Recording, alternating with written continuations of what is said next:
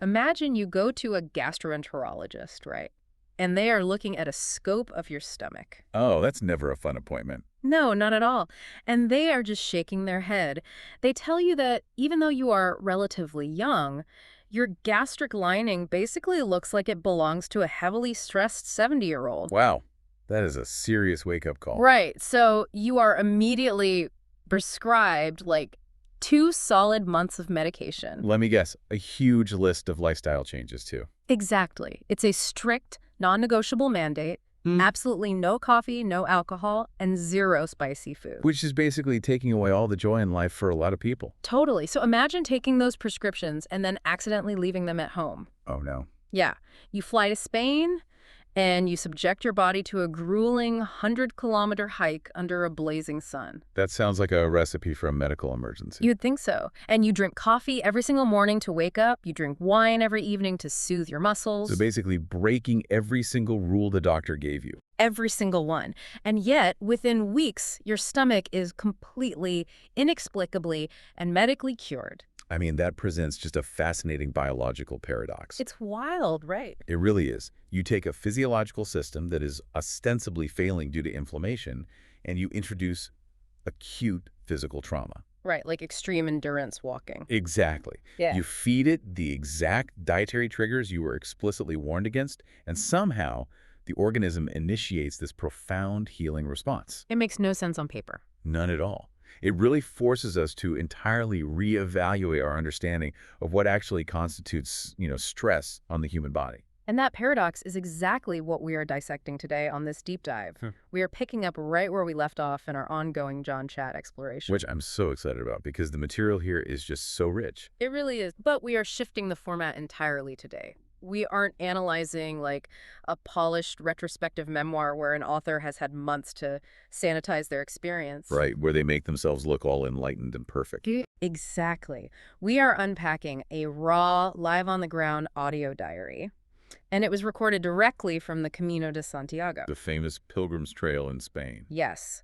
And the medium itself fundamentally alters the data we are receiving here. Oh, absolutely. Because when someone writes a book, say, a year after a trip, their ego has inevitably smoothed over all the rough edges. Yeah, they edit out all the bad stuff. Right. They edit out their irrational irritations, their foolish mistakes, all their physical miseries. But carrying a heavy, amplified audio recorder on your actual physical person for over 100 kilometers. It completely strips away the curation. You can't fake it. You really can't. You hear the actual visceral reality of the pilgrimage. Like, you hear the heavy, labored breathing. The exhaustion is just palpable. It is. You hear these sudden, aggressive bursts of wind hitting the microphone. Yeah, nature just constantly interrupting. And you hear the highly amplified, totally unedited crunch of a traveler eating a piece of artificially flavored mango cake. Sitting on the side of a dirt road. Yes. Because their body is just absolutely desperate for calories. And that is such a great detail. So the mission for us today is to dig into that mud, the blisters, and the exhausted meals of this raw audio. We really need to extract the hidden mechanics of human resilience from it. Exactly. Because the lessons buried in this diary, they are lively, they are hilarious, and they are incredibly philosophically dense. Okay, let's unpack this. Yeah, let's do it. That mango cake recording you just mentioned, that is actually the perfect entry point into how extreme physical exertion rewires our sensory processing. It really is. I mean, the travelers are sitting there examining this piece of cake, and they are noting that Spain is certainly not known for cultivating the type of tropical mangoes that would naturally produce this flavor. Right. They are not growing massive tropical mangoes in the Spanish countryside. Exactly. They are fully aware that it is this hyper-processed, chemically engineered approximation of a fruit. But here's the thing.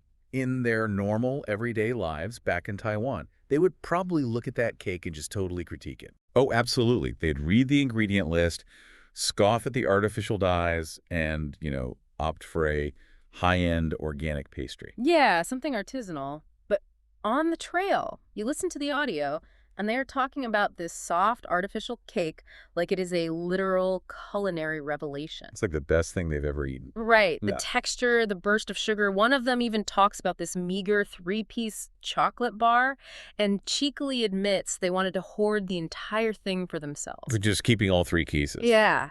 It's like their sophisticated culinary standards have entirely collapsed. Well, I wouldn't call it a collapse, honestly. I'd call it a physiological override. Okay, an override. How so? Because when you are sitting in a temperature-controlled office, eating is largely a social and psychological performance. Yeah, that makes sense. It's about identity. Right.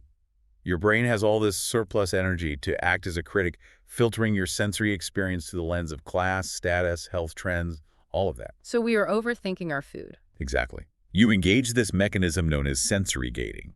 Your prefrontal cortex actively suppresses the raw pleasure of sugar so you can align with your higher-order dietary goals. Like sticking to a keto diet or whatever. But when you've been walking for 6 hours with a heavy backpack, The prefrontal cortex does not get a vote anymore. it just shuts down. Precisely. You enter a state of severe caloric deficit. The primitive reward centers of the brain, specifically the basal ganglia, just take absolute control. They're like, give me sugar now. Exactly. The brain strips away the entire performative aspect of eating. It no longer registers artificial flavor versus organic. It just registers survival. Right. It registers dense, immediately accessible glucose required for muscular survival. The dopamine release triggered by that cheap mango cake is orders of magnitude higher than anything that you would experience eating a Michelin-starred meal back home. That is so fascinating. The body basically forces a profound involuntary state of mindfulness. Involuntary mindfulness is a great way to put it. And that involuntary mindfulness, it really bleeds into how they perceive the entire landscape around them. It's not just the food. No, it's everything they see. Yeah, the diary is full of these hyper-focused observations of incredibly mundane things. Like, they spent a significant amount of time recording their observations of sunflowers. Just random sunflowers. Yeah, sunflowers that have accidentally sprouted in the middle of these massive, sprawling wheat fields. And they get really into analyzing why they're there. They do. They play detective. They deduce that the edges of the fields must be hand-sown by the farmers because the massive industrial combines can't reach the tight corners. Right, resulting in this random scattering of sunflower seeds. Exactly. And then they stop to analyze local dogs walking by, literally debating the genetic lineage, like, is that a Bernese mountain dog or some kind of Doberman mix? What you were describing there is a transition from directed attention to soft fascination. Soft fascination. Break that down for me. Sure. So in a modern urban environment, our brains are constantly deploying directed attention. We are filtering out traffic noise, navigating crowds, suppressing the urge to check our phones while trying to focus on a spreadsheet. It is exhausting just thinking about it. It really is. It leads to a documented psychological state called directed attention fatigue. Which is why you and I feel completely drained at 5 p.m., even if we haven't done any physical labor whatsoever. Exactly. We've exhausted our brain's RAM, just trying to maintain focus against all the distractions. The Camino changes that. Right. The Camino forces a transition into this concept that travelers beautifully refer to as slow cooking, or man huo in Mandarin. Slow cooking the brain. I love that. Yeah. When your physical environment changes at the maximum speed of a human walk, which is roughly, 5 kilometers per hour? Yeah, pretty slow. Your brain doesn't need to deploy all that defensive directed attention. It can rely on soft fascination. So a swaying sunflower is enough to keep you engaged. Exactly. A swaying sunflower or a passing dog provides just enough sensory input to keep the mind engaged without demanding rigorous processing. So the internal noise of anxiety is just turned down. Because the biological pacing of the environment finally matches the evolutionary pacing of the human brain. I mean, I totally buy the psychological benefit of that pace, but the audio diary reveals a pretty stark contrast between that mental soft fascination and a very, very harsh physical reality. Oh, absolutely. The body is suffering. Big time. Because while their minds are enjoying the sunflowers, their physical luggage is essentially torturing them. It's dragging them down. As the fatigue accumulates day after day, they repeatedly note that their backpacks literally feel like they are increasing in mass. Like the gravity's getting heavier. Yes, and hilariously, their Garmin smartwatches are having a complete algorithmic breakdown. I love this part. The watches are vibrating constantly, flashing alerts, aggressively warning them not to exercise. Like, it's declaring every single day a rest day. The Garmin glitch is such a brilliant demonstration of mismatched paradigms, How do you mean? Well, modern fitness technology is programmed using algorithms designed for an industrialized, sedentary lifestyle. Right, for normal people going to the gym. Yeah, it assumes the user sits at a desk for 8 hours and then engages in acute, high-intensity exercise for maybe 45 minutes. So when it sees someone walking all day, When it encounters the biometric data of a human being migrating on foot across a continent which is sustained, low-level cardiovascular exertion lasting 10 hours a day, uh, the algorithm just cannot compute it as health. it thinks they are in danger. It processes the data as a prolonged trauma event, It's essentially telling them, you are dying, please sit down immediately. which is probably exactly how they feel. For sure, and that ties perfectly into the luggage issue. They talk about this heavily in the context of Dan Shi Li, which is the Japanese philosophy of decluttering. Right, the art of letting go. But let's move beyond the cliche of just comparing physical backpacks to emotional baggage. Yeah, that's a bit of a tired trope. It is. Let's look at it systematically. I'd argue that the way we pack a backpack is identical to how an operating system runs background processes on a computer. Oh, that's an interesting way to frame it. Like, we pack a heavy sweater just in case there's a formal dinner. We pack 3 types of medication just in case. These items are literally like applications running in the background of your phone, just draining the battery. That is a much more accurate mechanical analogy. In daily life, we have the processing power, the surplus energy, the cars, the big closets to sustain those background applications. We can afford to be hoarders. Exactly. We can afford the cognitive and physical load of hoarding just in case contingencies. But on a 100-kilometer hike, The battery life of the human body depletes so rapidly. the system is forced into a hard reboot. The OS basically shuts down everything that isn't critical for immediate survival. Yes. The body sends an excruciatingly clear signal through the joints and the blistered heels. It basically says, if this object does not provide immediate hydration, caloric energy, or critical thermal protection, its presence is a literal threat to the organism. So the ego gets overruled. Completely. Yeah. The ego insists on packing the heavy sweater because it wants to look fashionable in some hypothetical future scenario. Yeah. But that is completely overruled by the biomechanics of survival. The pain in the knees becomes a strict, uncompromising teacher of essentialism. I love that concept, pain as the teacher of essentialism. Yeah. But the universe on this trail has a deeply, deeply ironic sense of humor. It really does. It loves to mess with you. It really does, because the entire goal is to ruthlessly eliminate the unnecessary, right? To achieve this perfect Dan-Shi-Lai state of minimalism. Right. But the exact moment you confidently declare something useless, the chaos of reality immediately proves you wrong. Oh, you're talking about the clothesline. We have to examine the clothesline saga, because it completely undermines this arrogant idea that we can predict what is actually essential. The Sai Shan incident, it is an absolute masterclass in the illusion of human foresight. It is brilliant comedy. Okay, so one of the travelers packed a long clothesline, assuming it would be this critical daily survival tool for hanging laundry. What is a reasonable assumption. Totally. But weeks go by. They never take it out of the bag once. Not once. So it's just dead weight. Dead weight. They reach the final stretch near Santiago. Their knees are aching, and they make this very profound philosophical decision. They look at the clothesline and basically say, I am shedding this dead weight. I am embracing true minimalism. Tomorrow, this goes in the trash. Very dramatic. Very. And quite literally, moments after making this enlightened declaration, they go to a window ledge to hang a clean sock to dry, and they drop it. Of course they do. The sock falls all the way down onto the inaccessible roof of a neighboring building below. It is the immediate materialization of the exact unpredictable variable they failed to account for. It's instant karma for their minimalism. The roof is totally out of reach. Suddenly, that useless clothesline, the item destined for the trash, becomes their only lifeline to retrieve their property. But what happens next is just incredible. It is an act of sheer, desperate engineering. They realize just dangling a bare string won't work, right? There's no weight to it. They have to MacGyver a fishing rod. They get so creative. They tie a water bottle and some playing cards to the end of the line to create enough kinetic weight so they can cast it accurately. Like a sinker on a fishing line. Exactly.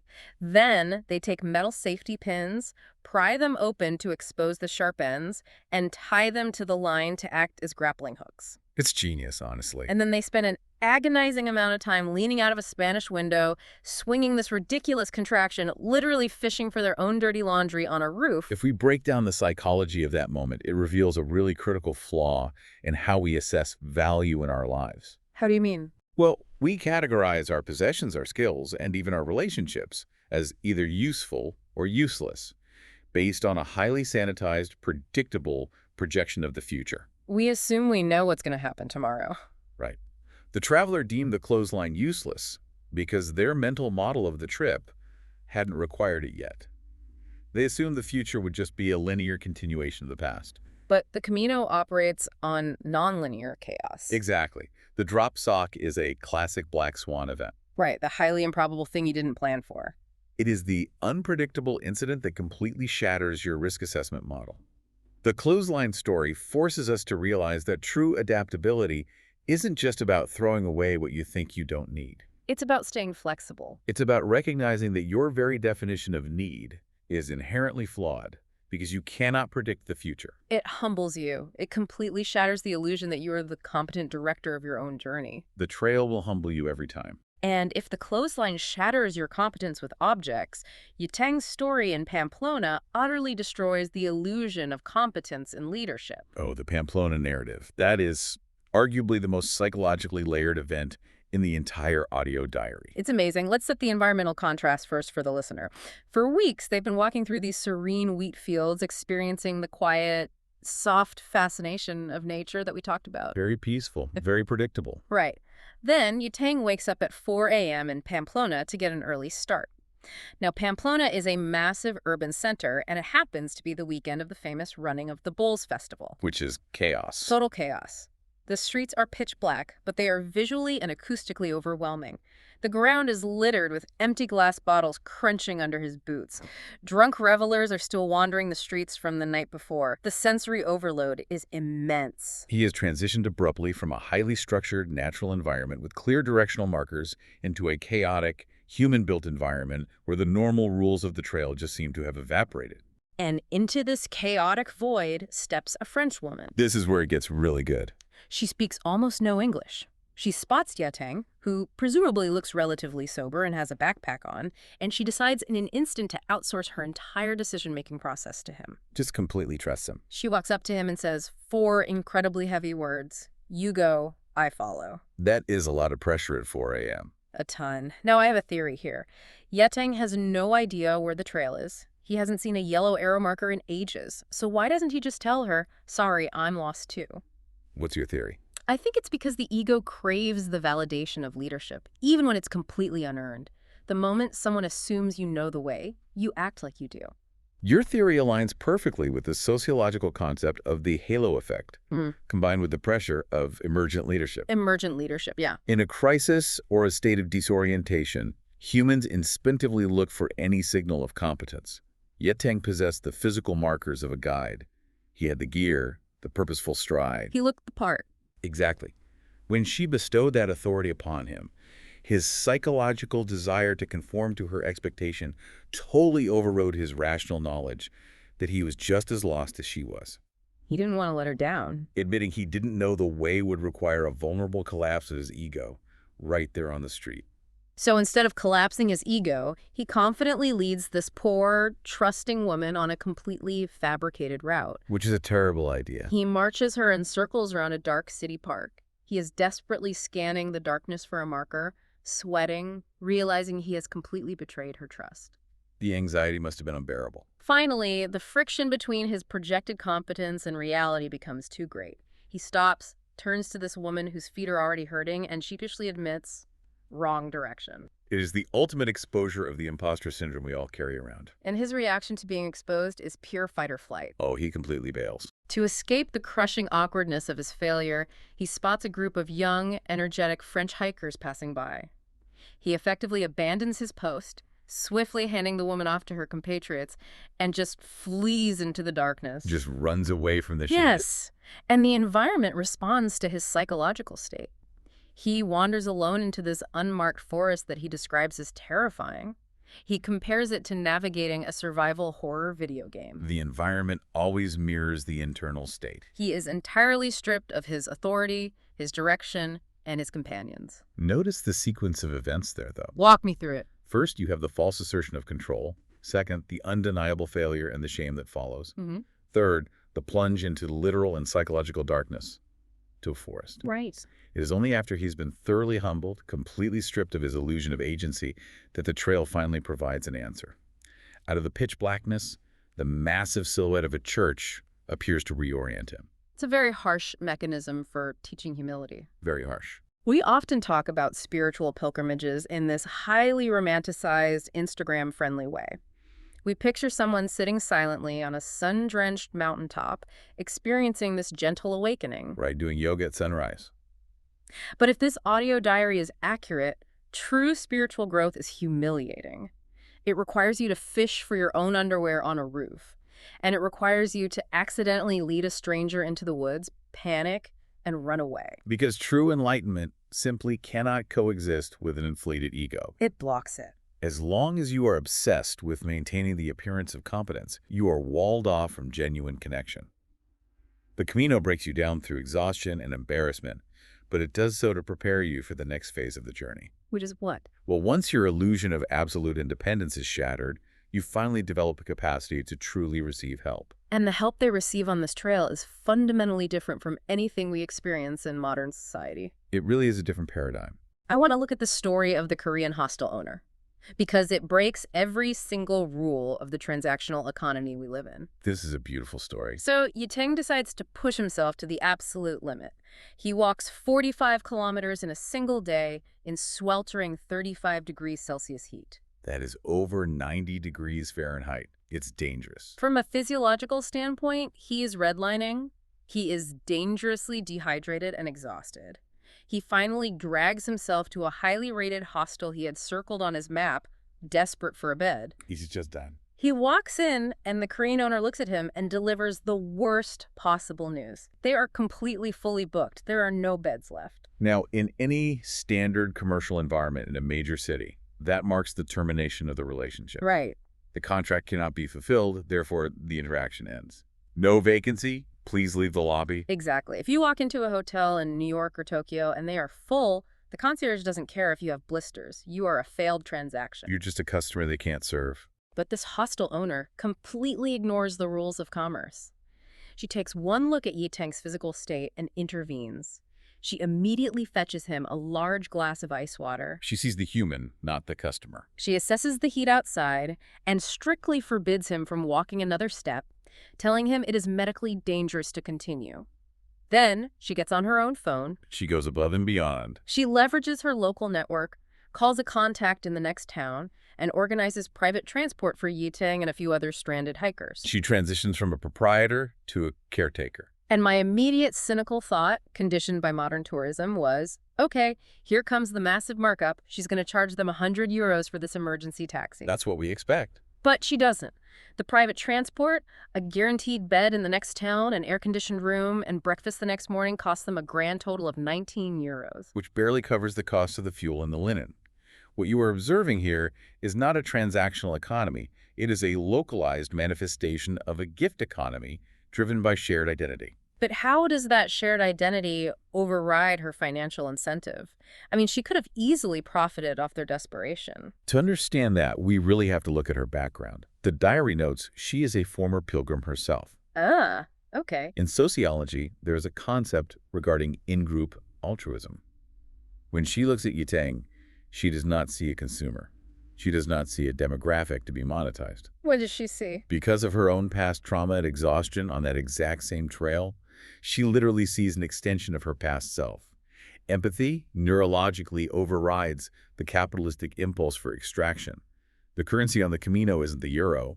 The currency is mutual survival. It's a complete inversion of how we are trained to operate in the city. It really is. And this wasn't an isolated anomaly either. The diary recounts another evening at a different shelter where the host had spent hours preparing a massive communal dinner, entirely funded by whatever small donations previous hikers had left. Just pure generosity. Our travelers arrive, and they've actually already eaten. They are completely full. But this host repeatedly comes to check on them, gently urging them to sit down, offering them food, and treating them with the persistent care of a family member. The travelers accurately draw a parallel between this behavior and the traditional religious pilgrimages in Taiwan, like the Baishatun or Dajiamazu processions. Yes. During those Mazu processions in Taiwan, local residents who aren't even walking the route will set up massive stations along the road. Just handing out supplies. They hand out free noodles, cold water, sports drinks, and even offer to lance the blisters of the walkers. Sociologist Emil Durkheim called this collective effervescence. Collective effervescence. What does that mean? When individuals participate in a physically demanding shared ritual, the rigid boundaries of the individual ego begin to dissolve. The person handing out the water and the person drinking the water temporarily merge into a single social organism. So they become one unit. Exactly. The host at the Camino shelter isn't feeding the travelers get a 5-star review on a travel website.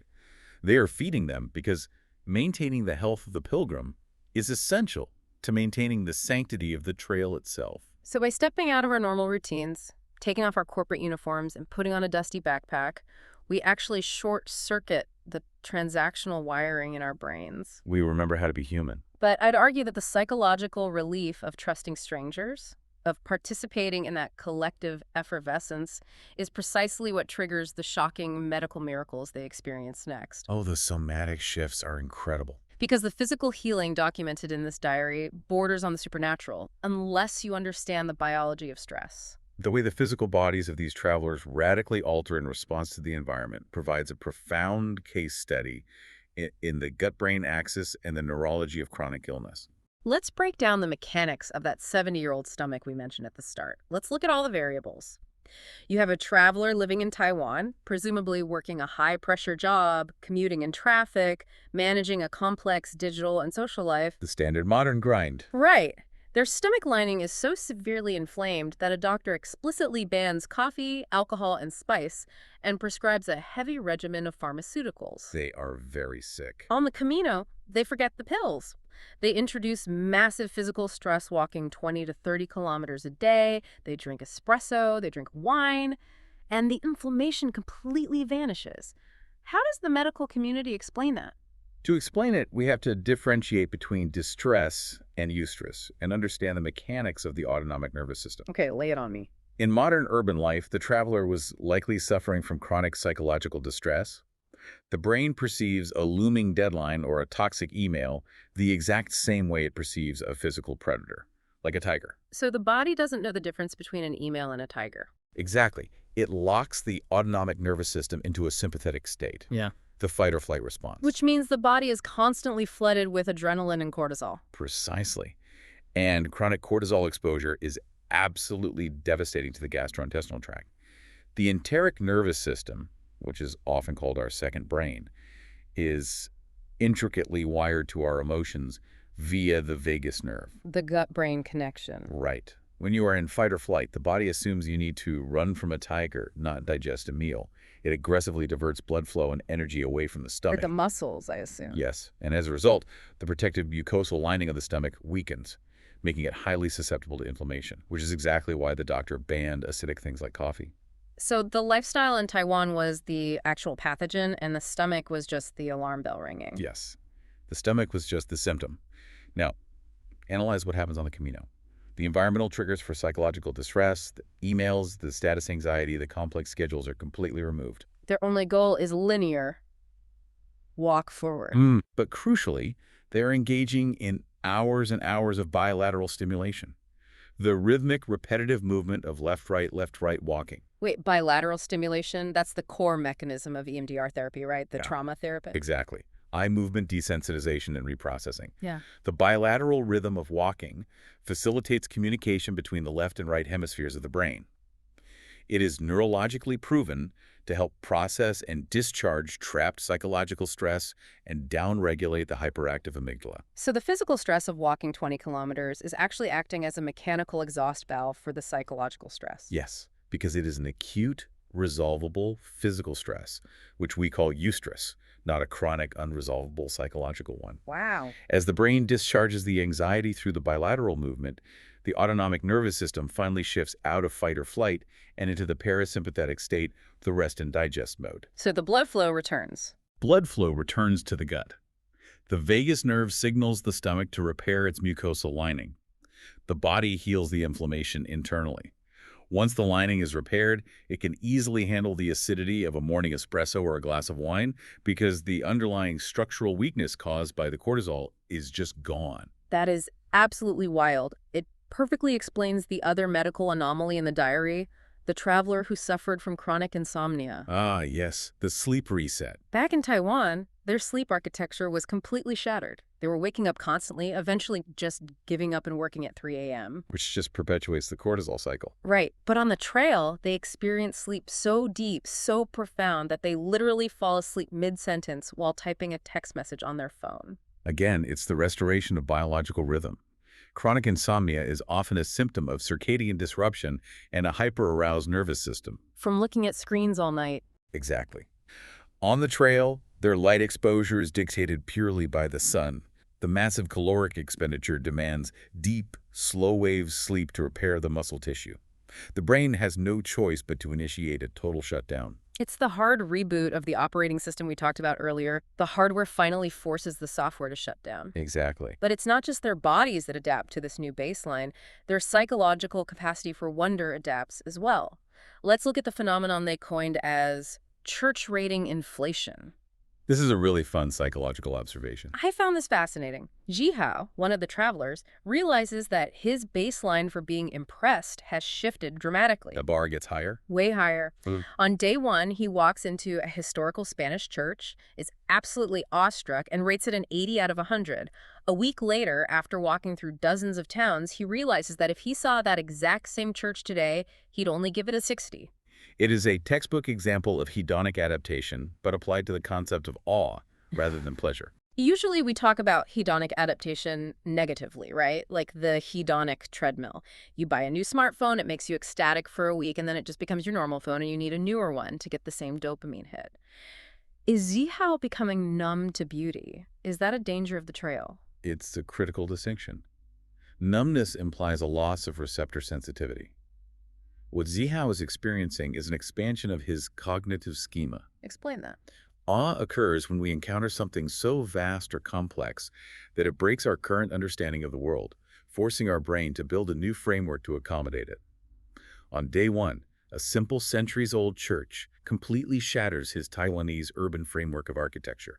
He experiences awe. But by day 7, centuries-old architecture is his framework. Exactly. The baseline hasn't gone numb.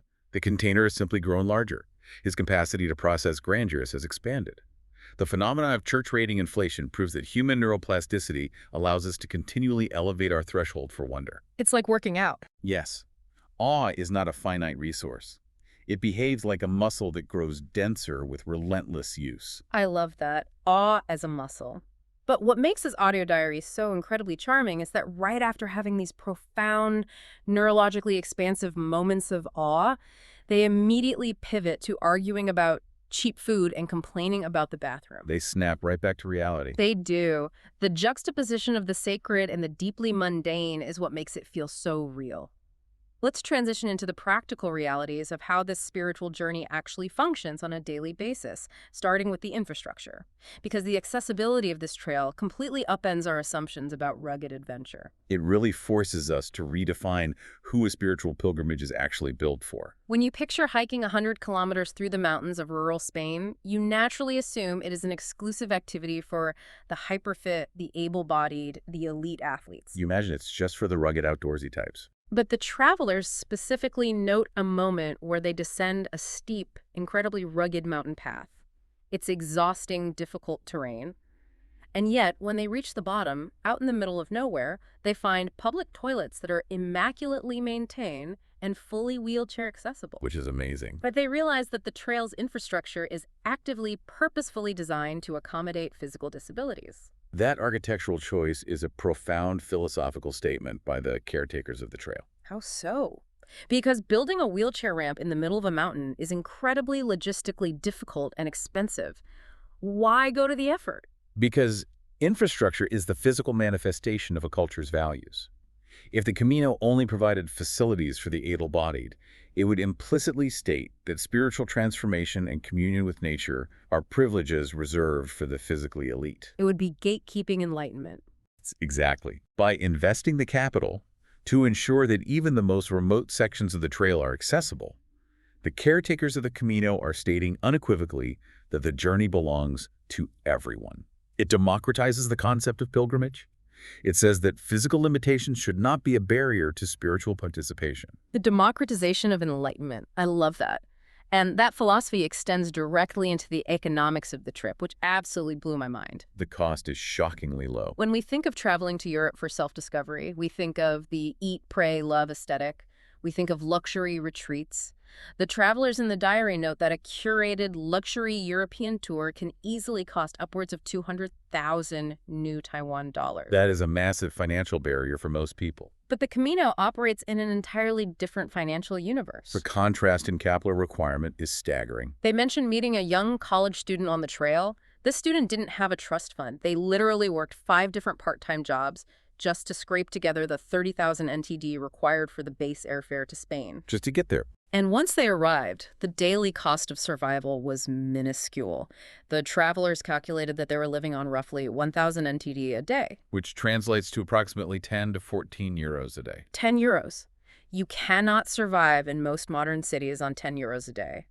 They are pulling this off by relying on the local infrastructure, buying supermarket salads, picking up cheap milk and eggs, cooking in communal kitchens, and sleeping in those donation-based hostels we discussed earlier. It's a completely different way of traveling. I'd argue that paying $200,000 for a luxury tour actually actively insulates you from the very friction that causes growth. How do you mean? When you pay for luxury, you are paying to ensure you never get lost, you never get a blister, and you never have to rely on the kindness of a stranger. You are paying to remain unchanged. Exactly. The luxury tour is a transaction designed to protect the ego.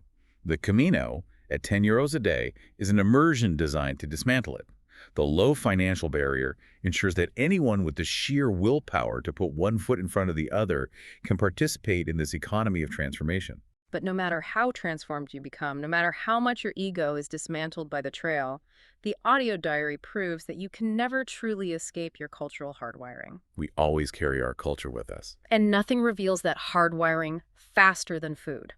You can take the Taiwanese traveler out of Taiwan, but you cannot suppress their deeply rooted culinary standards. Food is the ultimate anchor to identity. It bypasses philosophy and speaks directly to our earliest memories of comfort. The culinary debates captured in this diary are so incredibly human. Here they are, surviving on 10 euros a day, achieving deep spiritual clarity, and yet they dedicate immense time to fiercely critiquing Spanish instant noodles. They take it very seriously. They sit around analyzing the broth, comparing it to the classic Taiwanese Lai Yi K brand, decisively concluding that while the Spanish noodles provide the necessary calories, they fundamentally lack the deep, complex umami soul of Taiwanese comfort food. It highlights a beautiful cognitive dissonance.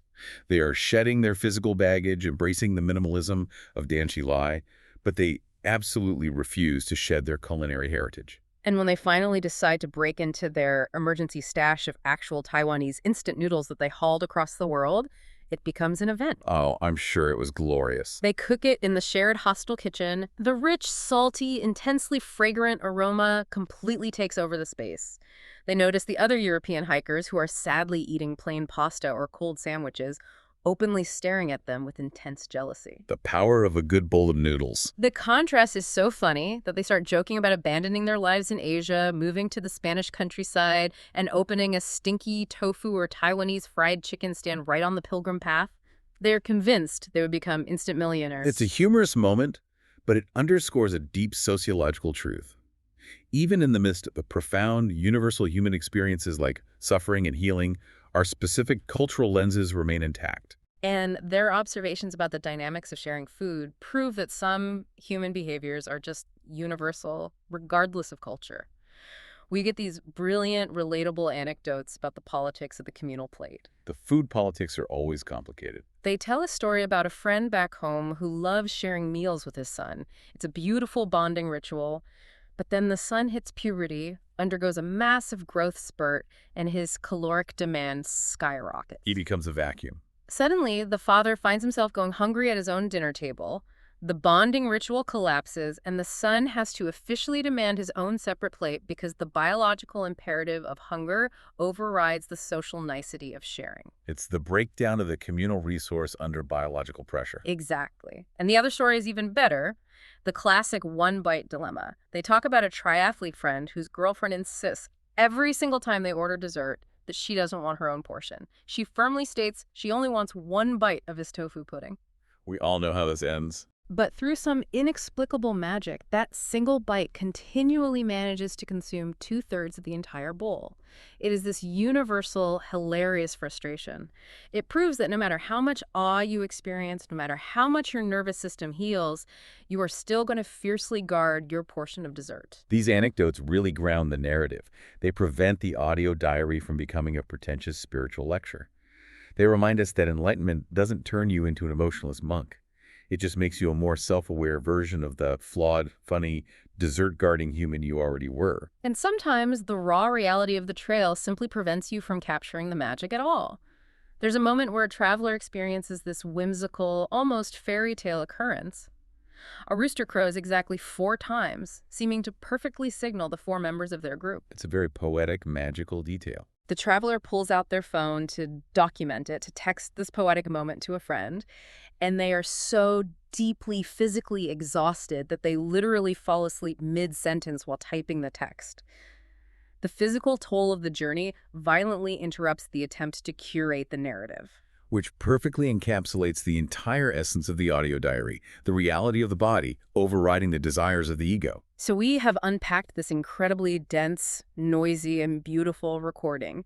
We've analyzed the chemistry of artificial mango cake and the collapse of the food critic's ego. We've covered a lot of ground. We've broken down the chaos of dropping a sock on a roof and the vulnerability of leading a stranger into the dark. We've explored how the vagus nerve and bilateral walking can literally cure chronic inflammation and rewrite our sleep architecture. And we've seen how a €10 daily budget can facilitate a localized economy of profound kindness. When you pull back and look at the aggregate of all these experiences, the Camino de Santiago stops looking like a simple hiking trail. It really functions as an accelerated, high-pressure simulation of the human lifespan. It condenses decades of learning about control, physical decline, and the necessity of community into just a few intense weeks. It provides a laboratory where the noise of modern capitalism is muted, allowing the fundamental mechanics of human nature to finally operate as they were designed. To let us be human again. It teaches us that our bodies are desperately trying to feel themselves if we would only stop poisoning them with chronic psychological stress and give them the rhythm of a walking pace. It proves that the just-in-case baggage we carry, both the heavy sweaters and the need to always appear competent, is actively destroying our joints and our joy. And that synthesis brings us to a critical inflection point for anyone listening. We don't all have the luxury or the $30,000 for a flight to drop our lives and walk across Spain. Right.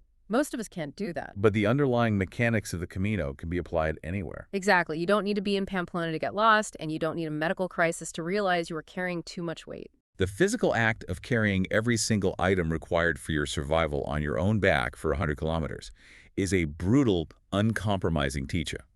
It strips away theory and leaves you with biological truth. It shows you what matters. It teaches you exactly, down to the ounce, how incredibly little you actually require to be healthy, to find awe in a sunflower, and to feel deeply fulfilled. So the question we must ask ourselves in the context of our own heavily air-conditioned, highly transactional lives is this: what invisible, heavy luggage are you carrying on your back today? What are you hauling around? What outdated grievance, what desperate need for status, what just-in-case anxiety are you hauling around simply out of habit that you could consciously choose to unbuckle and leave by the side of the road right now? That is a profound diagnostic question for all of us. You don't always need a dramatic pilgrimage to reset your operating system. Sometimes you just need to accurately identify the background processes that are draining your battery and have the courage to hit close. Thank you for joining us as we unpack the dirt, the blisters, and the brilliance of this audio diary. We warmly invite you to keep questioning the weight you carry and maybe, just maybe, take a long walk today without your smartwatch. We will catch you on the next deep dive.